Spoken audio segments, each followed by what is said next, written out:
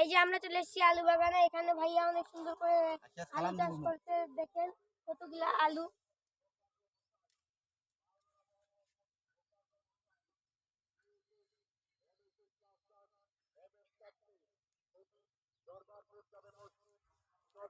আর ভাইয়া আরেক পাশে চাষ করেছে টমেটো। ভাইয়ার কাছে শুনে নেই এগুলা এগুলা টমেটো কি, টমেটো জাত খান কি শুনে নেই একটু। ভাইয়া, ক্যামেরাম্যান ভাইয়ের কাছে দেখাও।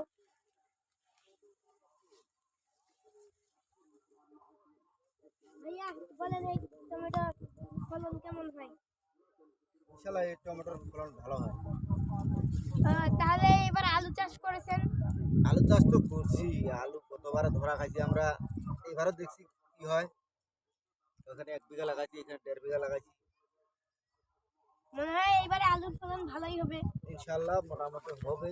ফলন ভালো হলে তো লাভ নাই, আমাদের তো দাম পাচ্ছি না কৃষকেরা, তো এটাই সমস্যা।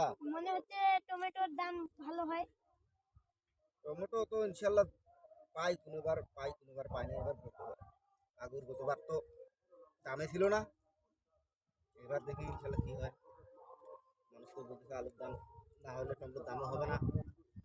এবার লাগাইছি সাহস করে, আল্লাহ কি করে। টমেটোর নামটা কি একটু শুনতে পারি? আমাদের এইটা টমেটো জাত হলো বিউটি প্লাস 2।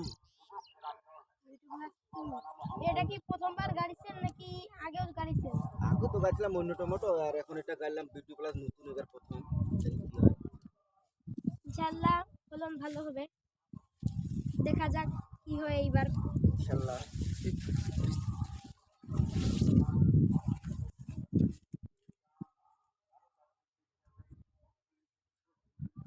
ভাইয়া কত সুন্দর করে চাষ করেছে, ভাইয়ার ফলন যাতে ভালো হয় আমরা দোয়া করি।